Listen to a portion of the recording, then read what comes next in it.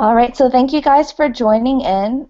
So my name is Grace, and I am part of the Fulbright Korea Alumni Relations Committee, so serving as the facilitator for today's webinar. So today's session will be with Stephanie Tao. Hi, everybody. Hi.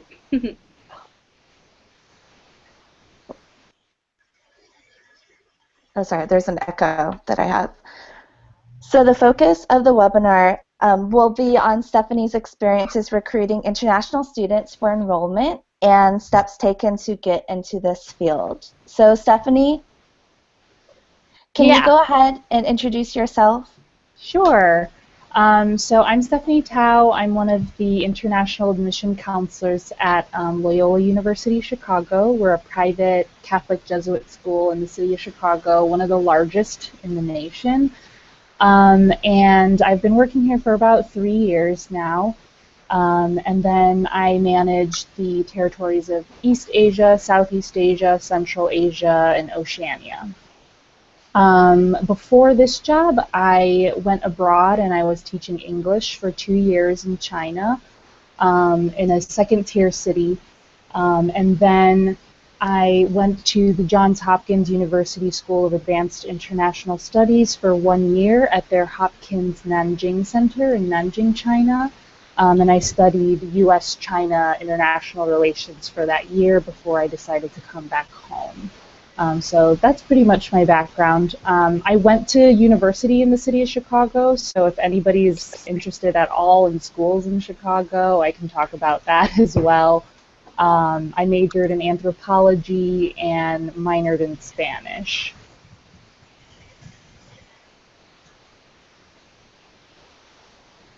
Yeah, and that's pretty much me in a nutshell.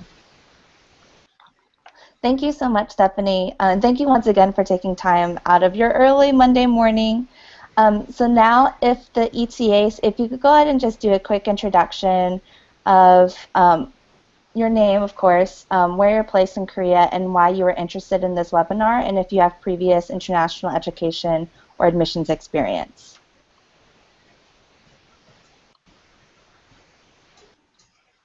Should anyone start, or does it matter? You start. Go for it, Okay. Kelsey. I'll start. Okay. Hi, Stephanie. My name's Kelsey. I'm really excited to meet you. Nice to meet you too. Yeah. I'm living in Seoul right now. I'm placed in Seoul, and last year I lived in Daegu. Oh, cool, yeah. Yeah, down in the south. So this is my second year, and I'm interested because my sister-in-law and one of my best friends are actually doing something similar to what you're doing. Oh, fantastic. My sister-in-law is down in Atlanta. She worked at Clayton State a few years ago. I'm not sure which university she's at now, actually, to be honest. And my best friend is like traveling the world in Europe right now, trying to recruit students for her university in Pennsylvania. And so I majored in East Asian Studies, mostly Chinese. I actually visited the Nanjing Hopkins School that you went to. Oh, awesome! Yeah, Great. It's really, really cool experience. Yeah. Yeah, so I'm definitely interested in the international scene and kind of interested in continuing to work with international students, and really interested to hear kind of how you got to where you are today and what your experiences have been like. For sure.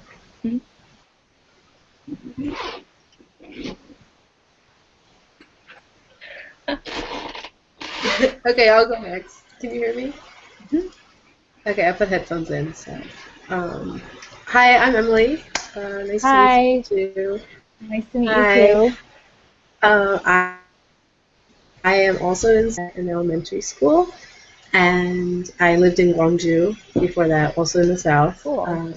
And my background is, my major was, I have a bachelor's in English TESOL, like concentration in TESOL. But I also worked at my school's international center as a kind of, we didn't really have a title.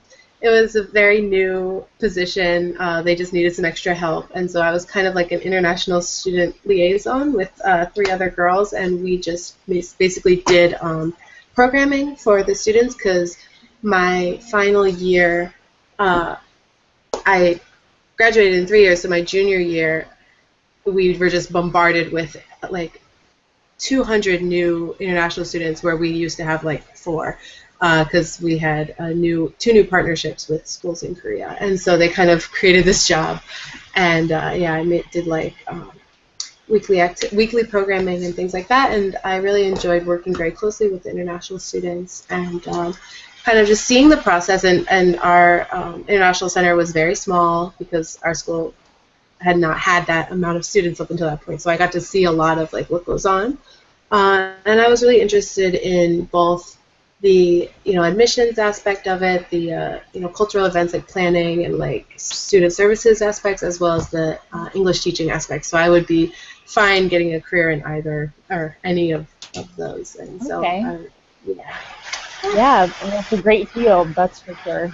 Yeah, very diverse. I can go next. Can you hear me? Yeah, hi. My name is Hope, and yeah, similar to Emily, I also worked in my school's international office when I was in college. I started out doing programming for like the main body of the new students, and then in the later part, I just did individual mentoring. Great. All right, thank you guys for introducing yourselves. And just as a reminder, you can mute yourself at the very top if you aren't speaking, just to avoid the background noise. So the first question is from Emily Limbo and Hope, and their question was, how necessary is a master's in international education for getting your first job in the field? And can you get a job and then work towards your master's later, perhaps while funded by your university employer?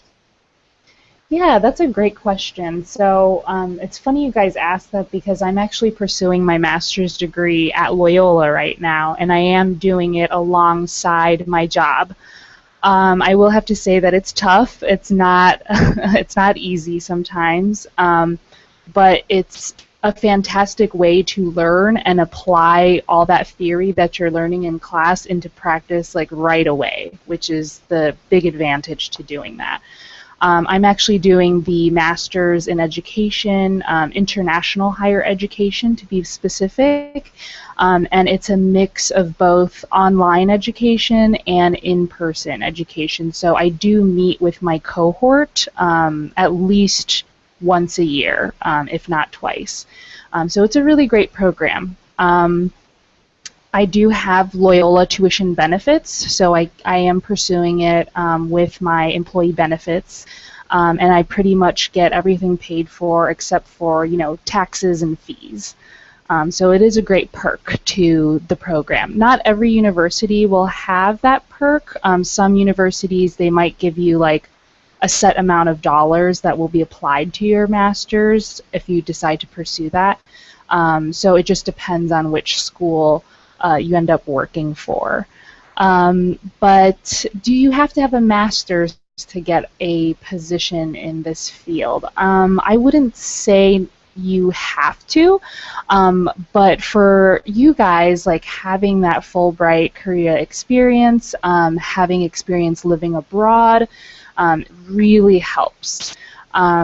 When I got this job here, it really wasn't so much about, oh, do you have like tons of admission experience? It was really about like, if I, as an employer, send you abroad and you have to go visit all these high schools, go to these fairs, you have to catch flights, trains, taxis, are you going to freak out in these situations? That's basically what my employer told me. They were like, it's okay that you don't have admission experience, but I need to know that you're not going to freak out if an emergency happens while you're there. It's, can you travel? Can you be open-minded enough to, not freak out in certain situations that maybe people who have not had lots of travel experience might freak out in a situation for. I hope that kind of makes sense to you guys. They just really want to know that you have that experience going abroad and that you can represent Loyola in a calm and collected fashion if something were to happen. Oh, that's some good advice, Stephanie. And I was going to follow up with that. I know in Georgia as well, they have the same program, and it's Hmm. called TAP, where you have to work at the university for at least 6 months, and then you Yeah. can pursue the degree anywhere in the state of Georgia. So is that the Hmm. same for Illinois? I'm not sure about the state schools. I'm sure the well, from what I've heard from my colleagues that work in state institutions, they do pay for pretty much all tuition on the condition that you have worked there for a couple of months. So I don't know if it's true for the whole state, but it's very similar. Okay. Private institutions, those vary from school to school, so it just depends. Yeah. Thank you. And if at any point, Emily, Kelsey, and Hope, you have a follow-up question, just feel free to interject at any time. So then the next question is from Kelsey, and she asked, do you find that your role in admissions allows you to interact with the international students in a developmental way, or do you find your relationship with the students to be more business focused? Yeah, that's a really great question. So on the admission side, it's very much more business focused. We are trying to give the student, the family members, the best experience when it comes to customer service, essentially. So we want to make sure that they're being taken care of, that their next steps are addressed in the admission process in a timely manner. We want to make ourselves look really good. It's almost kind of like a sales job. You want to look really professional. You want to convince the student and the parents to choose Loyola. So it is very businessy. When it comes to like developmental stuff, you really don't get to spend that much time with the students on the developmental part. If folks are interested in that side, I highly recommend looking into international student services. That's where you really get to see the development side of the international student. That makes sense. Thank you very much. Yeah. The next question is from Kelsey again, and she asked, as someone who is interested in applying for jobs in higher education, and in particular in working with international students, what skills and experiences would you recommend highlighting throughout the application process? Well, definitely your experiences abroad. I try to highlight that in my resume by just listing, so like I usually have my job, and then I list all the locations actually on the right-hand side, so that if an employer is looking at my resume, they just go up and down really fast and see all the different countries that I've lived in or worked in. So I definitely recommend highlighting, your international experiences abroad. Another thing is, I think another thing would be like flexibility, creativity. Those things are really important for international education too. Just showing what you have done throughout your time abroad that shows skills in flexibility, adaptability, creativity. A lot of the field is you will have to be very adaptable and flexible, especially in admission. We're constantly having to flex our targets according to where the economy is going. So like, an example of this is Brazil. Recently, Brazil just took away their national scholarship for most students to study abroad, and so suddenly that market this year just totally collapsed, pretty much. And it's not just for Loyola, it was for a lot of universities. So being flexible, like, while also being creative in that you have to look for other markets to kind of build up that gap again. Those are going to be really important skills when it comes to strategy and recruiting students. I actually had a follow-up question. Is that okay? Yeah, of course. You mentioned how a lot of aspects of the job are almost more like sales pitch focused. And so my question is, have you had any experience with that kind of job, or have you had to learn all those skills on this job? I had to learn all those skills, actually. Yeah. Sure, it's hard. Yeah, and you don't really learn, like this kind of job, you don't actually really learn everything until a year after going through the whole cycle. Because what's nice about this job and what I love about it is that throughout the year, it's different. It's constantly different. So, like in the summertime, it's really slow. You can, re-review what you've done throughout the year. Come fall, you are traveling a lot. It gets really stressful. You're traveling. You're trying to cast your net really, really wide. And then in the wintertime, you come back. You read all the applications that you have collected. And then in March and April, you're trying to get those students to come to Loyola. And then you kind of have to switch gears from the fall. The fall, you're talking big. You just want to get the interest of the student. You want them to apply. March, April, you're really honing in, like their needs, essentially. You want them to come to Loyola. And then, again, May 1st is that college signing day. And then everything kind of goes quiet in mid-May all the way to August. So there's a cyclical thing going on in our jobs, and you really don't get used to it until after your first year. And everybody in the field understands that. So it's something that you have to learn for sure.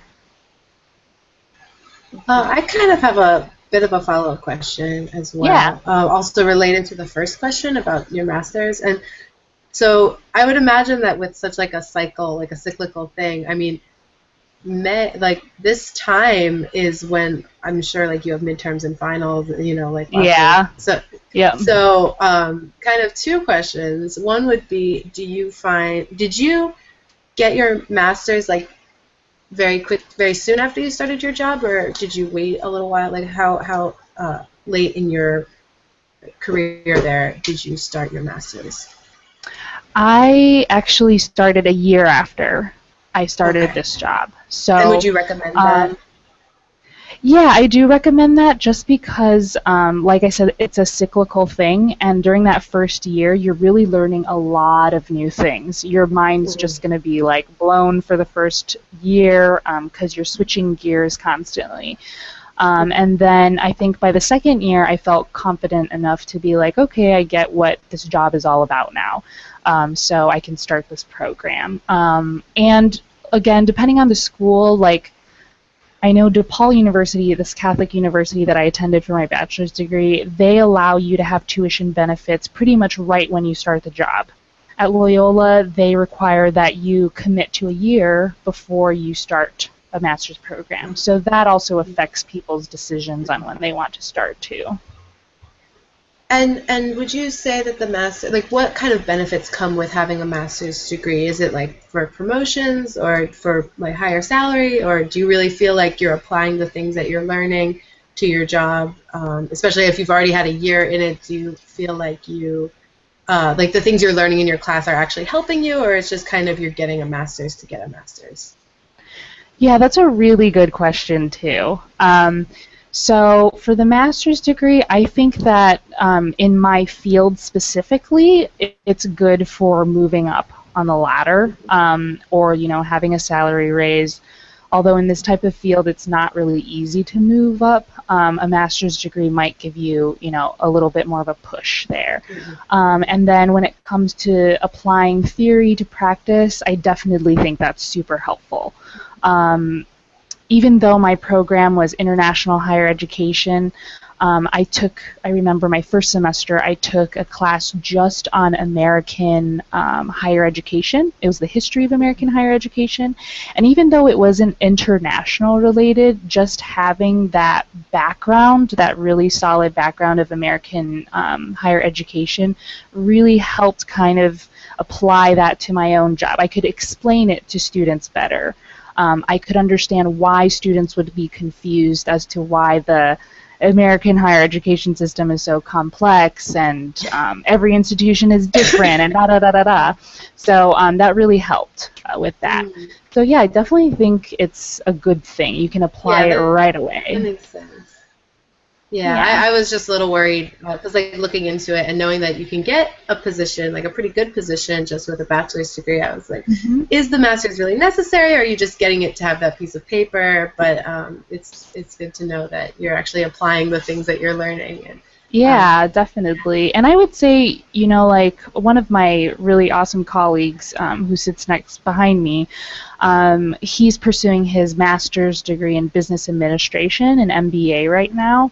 And you can do tons of stuff with that too. Like he's had a lot of international experience as well, but with that MBA to top it off, it's really great for possibly going into like higher administrative positions later on in higher education too. Yep. thank you.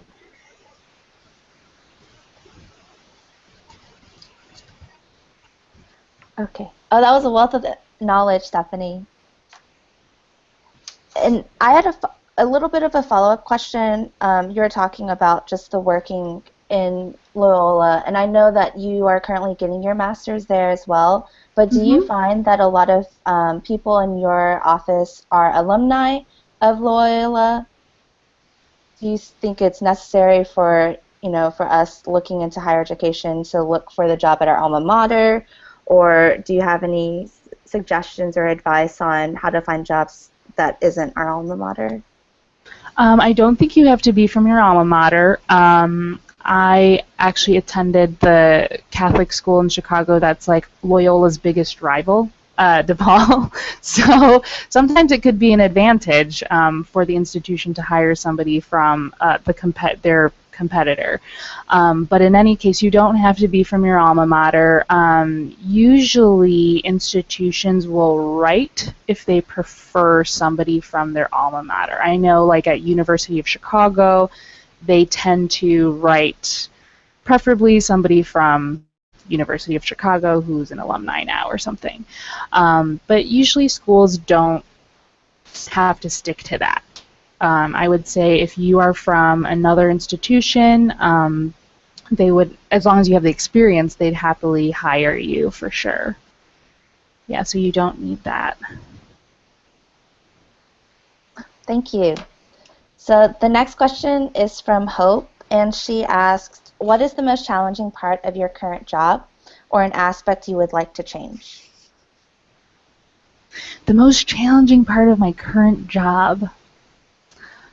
That's hard to answer because I really like my job, so I can't say that I've encountered, I mean, it's challenging in that, during recruitment season, you can get really tired. It's really busy in March and April. You are hustling for those students, essentially.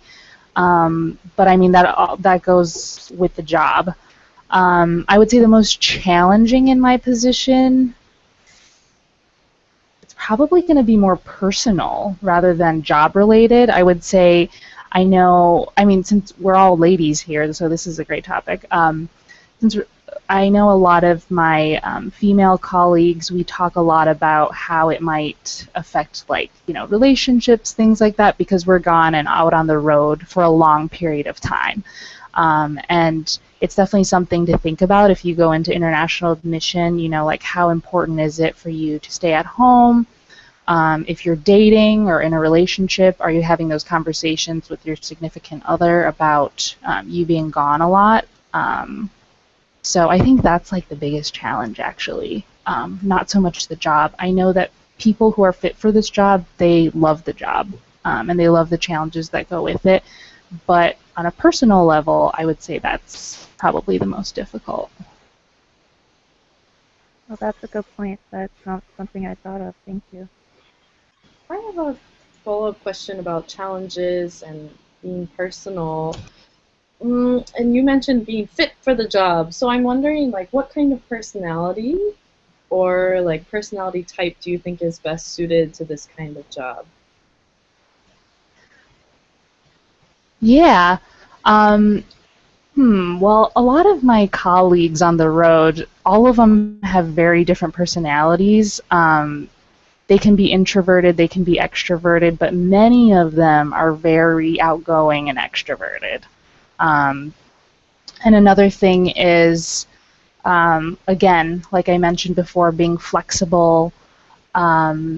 being okay with sudden changes, being able to manage your stress levels pretty well, because it can get very stressful sometimes.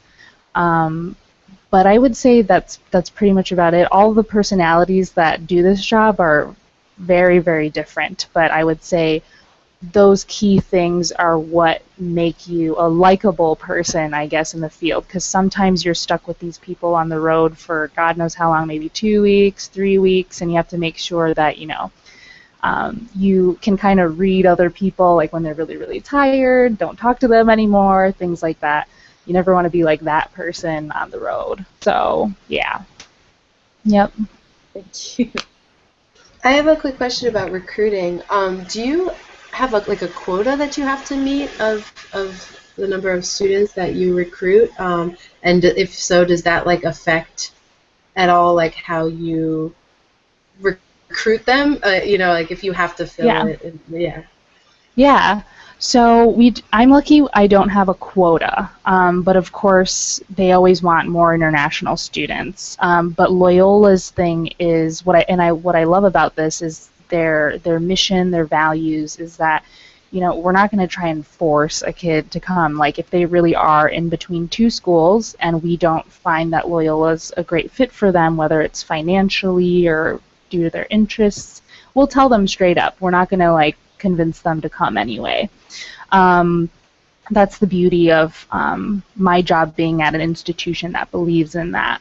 But other institutions, they might have a quota. And then I know I've spoken to some of those recruiters before, and it's tough. They're under a lot of pressure.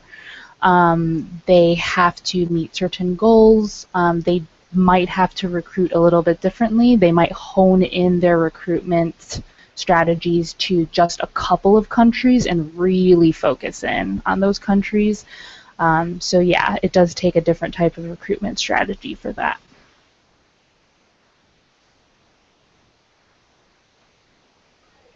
Thank you. Yeah, of course. And this is a question from Rachel who wasn't on the webinar, but I thought it would still be important. What was the most valuable thing you took away from your IE degree? Or that you're taking away right now? The most valuable thing that I've taken away from it?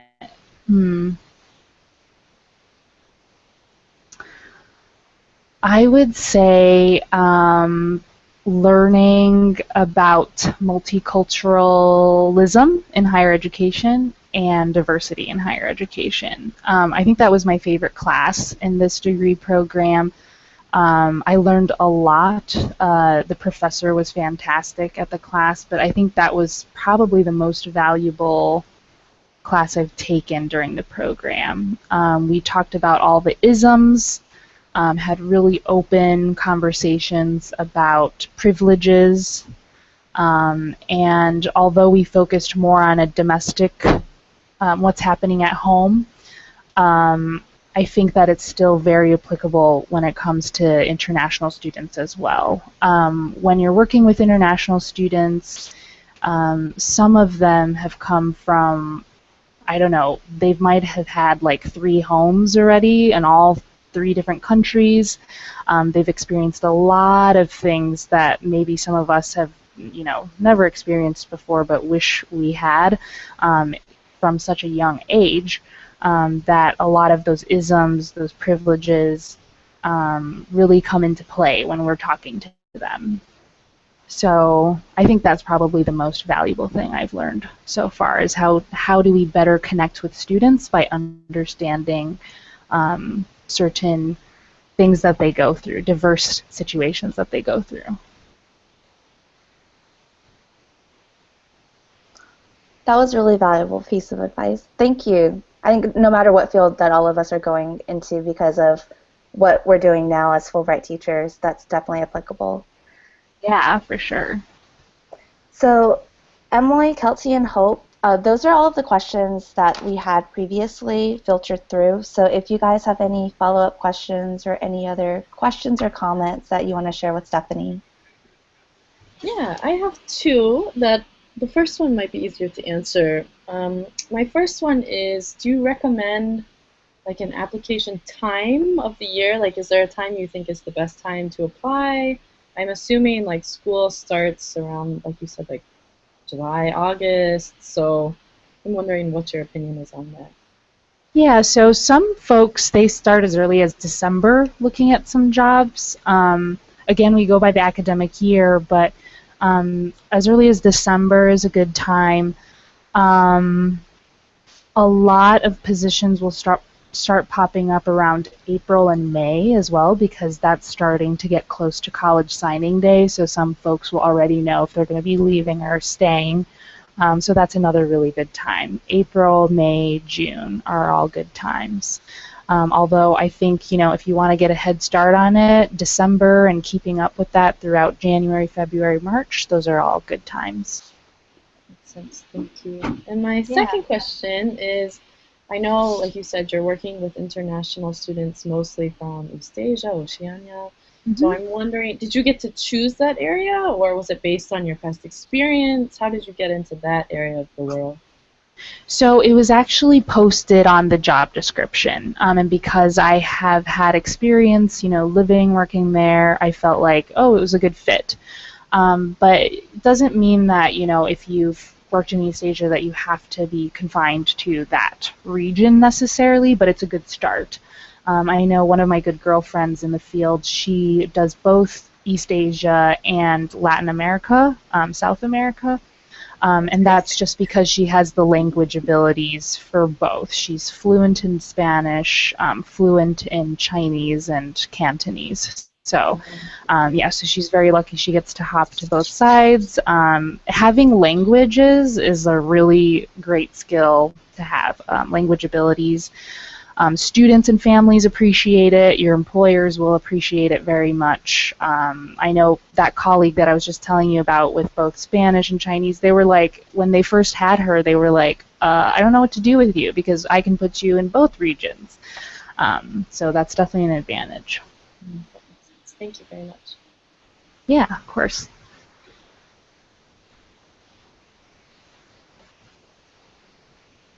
I have another question. What are some things that you talk about at student fairs, national student fairs, not affairs, to recruit them? Like, what are some things that you do to get them interested? What are some things you say to get them interested in your school and your program? Yeah, that's a good question. At fairs, fairs are hit or miss for us, and it's because we're not a huge name. Like usually at fairs, if they're open to the public, those big name schools will get bombarded by tons of people. So what makes us attractive, I think, is our city. So we're in a big city. The location is great. They get it. They understand, oh, you're Chicago, you're a big city. So we tend to attract students who are interested in that. So my pitch, first of all, is, hey, we're in Chicago. We're a private institution. We're one of the larger private Catholic institutions in our city, and we have lots to offer. Loyola has 2 campuses in the city of Chicago, too. So one is right in downtown Chicago. The other one is up north by the Lake Michigan. And so we get the best of both worlds. We get a traditional-looking campus, but then we also get that really great urban campus as well, so students get to experience both things. So I think our location is probably our biggest sell, location and what our campuses look like. Although in Asia, I know in Asia they love rankings, they love numbers. So that's a tough battle to fight sometimes. I think that's a tough battle for any sort of non-name brand school, is the ranking part. So Stephanie, as a follow-up to that, how has that experience been for you? And even with you being, I'm assuming, Asian American as well, has that been more easier or more difficult on a personal side? Because I feel like sometimes the parents could be a little more harder because you look like them or because of the same nationality, or sometimes it could be a lot easier because they're able to connect with you? Yeah, that's an awesome question. I love that question. It can be an advantage in certain regions of East Asia and Southeast Asia, but it can also be a disadvantage in some regions. Like, I would say in China, it's harder. If you look like me, it's harder. To be quite frank, they're looking for a male, preferably white, preferably with a beard, maybe. So I think that that's what they kind of look for when they think of American education. So it is tougher in that market. But the one advantage is if you could speak Chinese to them, they're really, they like that. They like the fact that you can make them feel a little bit more comfortable about going to this school. But it can be a disadvantage sometimes, especially when you're in large fairs that are open to the public. It's just harder to attract those folks. But when it comes to like high school visits, like I do a lot of high school visits where I just go visit the students individually, I don't really see a difference when it comes to that. If the students have been very well trained and prepared from their counselors and teachers about, university visitors coming, I don't tend to see a problem or any sort of, discrimination or anything like that. In the rest of the world, like Southeast Asia, I don't think they ever mind. East Asia, it's a hit or miss. So, yeah, it can be advantageous. It can sometimes not be. It just totally depends. For the high school visits and things like that, do you set those up, or are you in charge of finding people to meet, or how does that work? Yeah, so when I first started out, I went on organized tours. So Loyola put me on big tours where I traveled with, 15 to almost 30 universities from the U.S. And we paid like buku bucks for a education company to basically cart us around to the different countries and go to all these high schools that they have connections with. Those organized tours are really great ways for recruiters to start out. So you get a lay of the land, you build connections and networks, and then you can branch off from there. So now I'm at the point in my recruitment where I go in small groups. So I tend to reach out to my colleagues who are from other Catholic Jesuit universities. So like I travel with Loyola Marymount, John Carroll University, sometimes Fordham University in New York. So that we have that same mission and values theme going on, but we're all differently, we have different strengths, different programs, we're in different regions. So high schools tend to really like that because then we can give a bigger picture of what the U.S. looks like and the diversity of institutions. And then sometimes I do individual travels too, like if a small group is just not interested in a certain country or we have certain targets for certain countries, I will just go off and do individual travels. But most people start off with those big groups and then they kind of work their way down because it ultimately ends up saving money. That makes sense. Yeah.